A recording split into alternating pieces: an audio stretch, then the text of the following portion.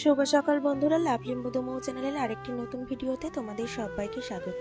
আজকে আশিবাসী কাজ আমি করেছিলাম। মাকে বলেছিলাম সকাল সকাল ভাত চাপিয়ে দাও। অবশ্য সকাল সকাল ভাতই হয়, ও খেয়ে বেরোবে। আর কালকের বেঁচে যাওয়া কিছু তরকারি আর ডাল আছে, সেটা দিয়েই সকালে খাওয়া দাওয়া হবে।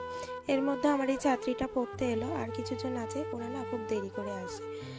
আর ওকে চা দিয়ে দিয়েছিলাম, যেহেতু চাকে একটু বসবে, তারপরে ভাত খেয়ে বেরোবে। আর বলতে বলতে ভাতও হয়ে গেল। মা এখানে ফ্যান ঝেড়ে নিচ্ছে, আর ওকে খেতেও দিয়ে দিলাম। ও খেয়ে এবার বেরিয়ে যাবে। আর আমি ওদেরকে ছুটিও দিয়ে দিয়েছি। বাবা বাজার থেকে চলে আসলো। বাজার থেকে বাবা আজকে এই মাছ এনেছে, এটা বেগুন আলু বড়ি দিয়ে রান্না হবে। আর টমেটো চাটনি করবো। আর এই দেখো গাজর কোচাচ্ছি, গাজর আলু ভাজা করব। মাছের একটু তেল আছে, ওটা দিয়ে ভাজা করব, বেশ ভালো লাগবে। কাজকর্ম করে আমি বেশ খেতে বসলাম। সকালের খাবারটা ওই তরকারি দিয়েই খেয়ে নিচ্ছি আর কি। আর দেখো এইখানটা না, আমি রোজ যখন মাছ কাটি খুশিটা এসে বসে থাকে, বললেও না যায় না।